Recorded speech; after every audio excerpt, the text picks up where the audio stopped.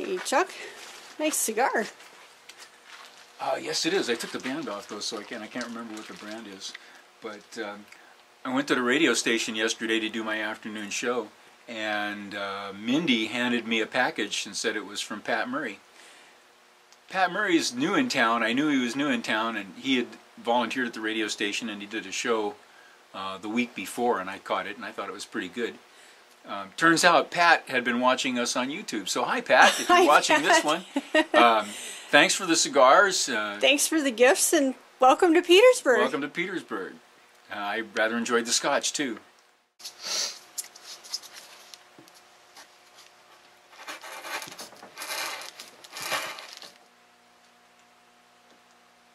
Okay, time for me to jump in.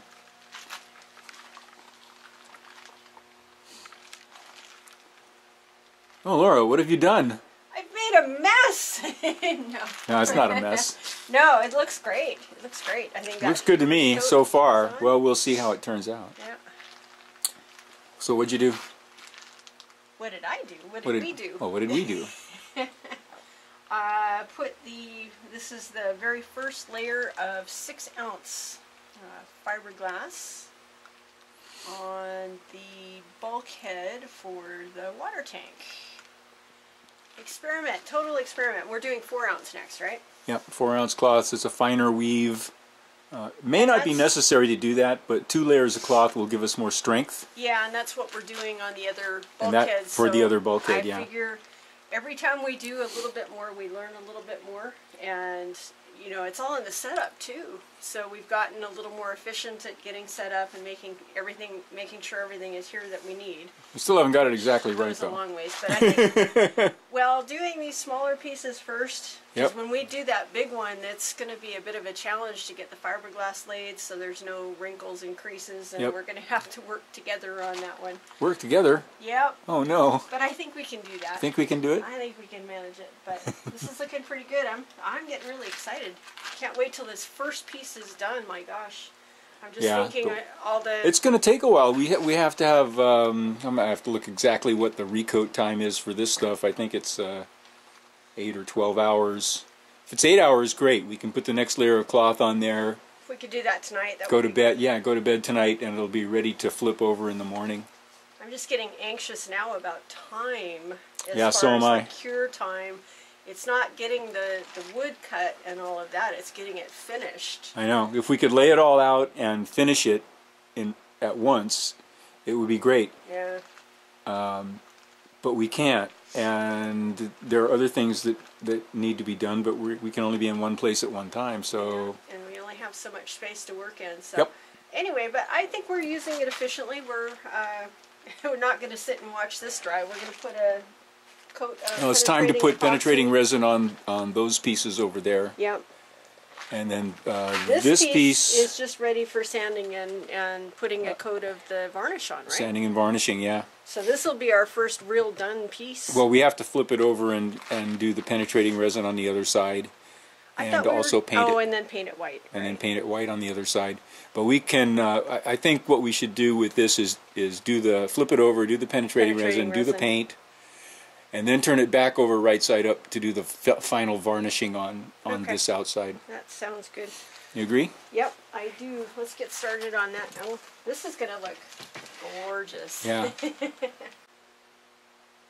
Okay, so while we're waiting for this to dry, that's going to be a while anyway, we're going to get started on these guys, putting their first coat of penetrating epoxy on, the back side of the piece that goes the cover for the chain locker, and then these actually are the very first 3 pieces that are going to be going in the boat as far as furniture goes, beside the bulkhead for the water. So these are going to get their first coat of penetrating epoxy today as well. I just moved the thermometer over. We're hoping it doesn't drop any lower than about 55. And if that's the case, then we can go ahead and do these pieces right where they lay. And of course that'll give us quite a bit more working space, as we are kind of running out.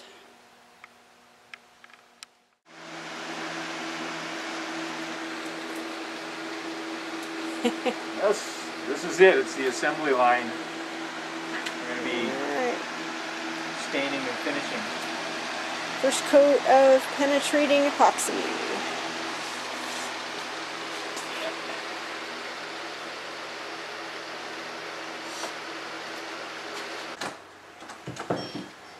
Okay. So that's the drill. We stain, penetrating resin and sealer, and then after that either varnish or glass and multiple coats of sealer and glass and all that stuff. So that's what we're going to be doing for every piece that goes back in the boat. The glassing thing with the bulkheads is going to be interesting. I'm sure it's going to come out fine.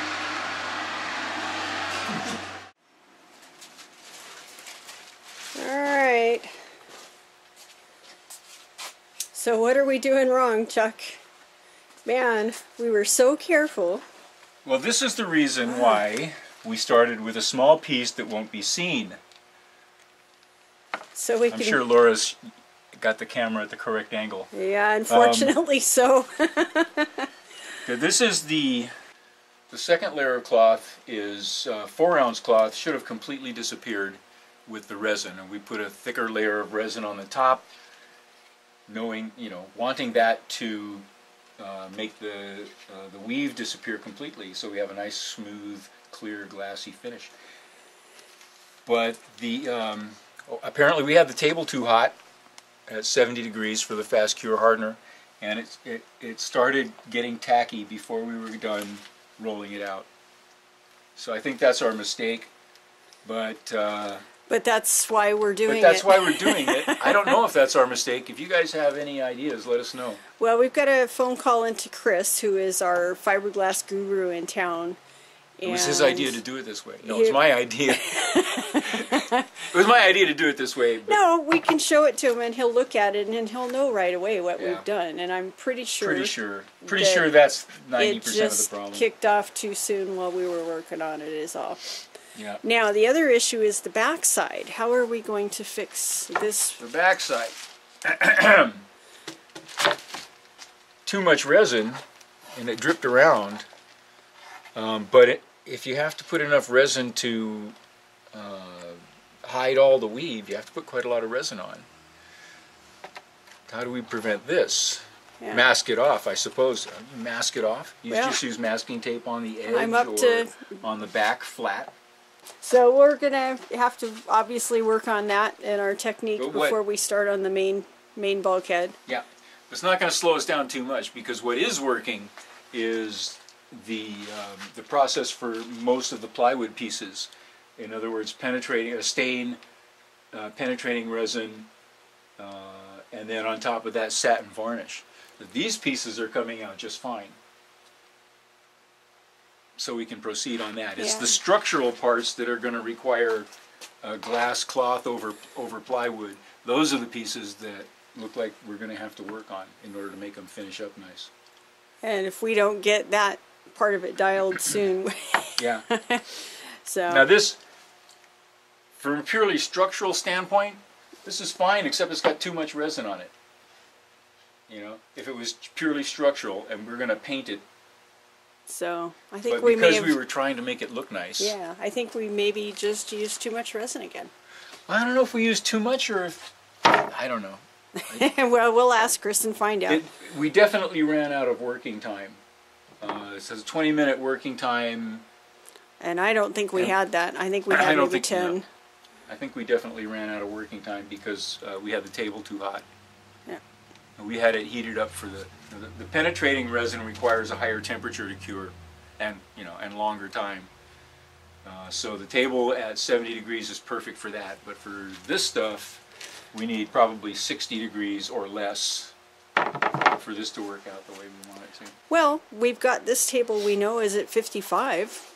Maybe do all of the fiberglassing on that table. Yeah, it's just a different part of the garage, or turn the heat lamps off. Turn the heater and heat lamps off. Well, something to think about.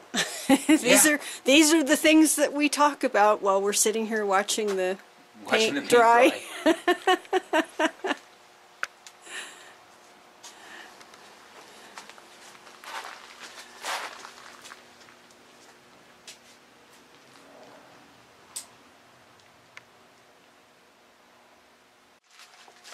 Are we starting to second guess ourselves, Chuck?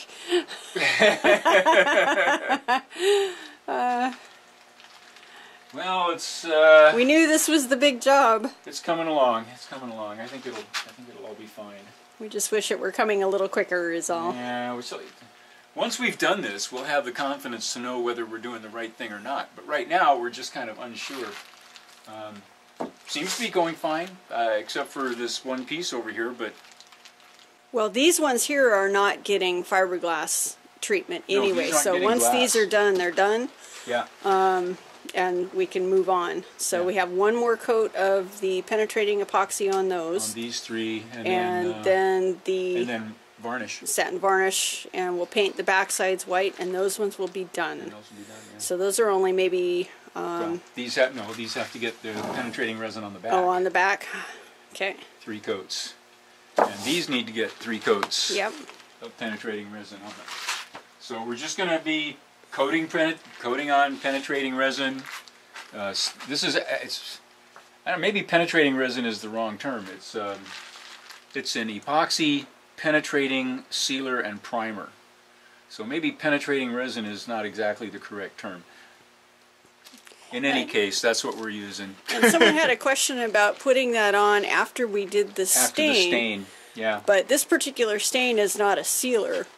It's just a stain, so we shouldn't, and I don't think we have had any problem with the resin penetrating. No, and I specifically asked the technical guy at System 3 about putting the penetrating, or the sealer primer penetrating epoxy on after the stain. I told him what stain we were using, and he said, yep, that's the way to do it, and then go with the laminating resin afterwards, or clear coat, or one of their high gloss products. Yeah.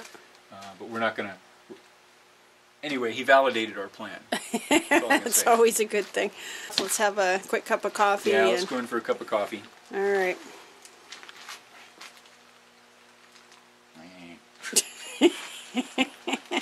Yeah.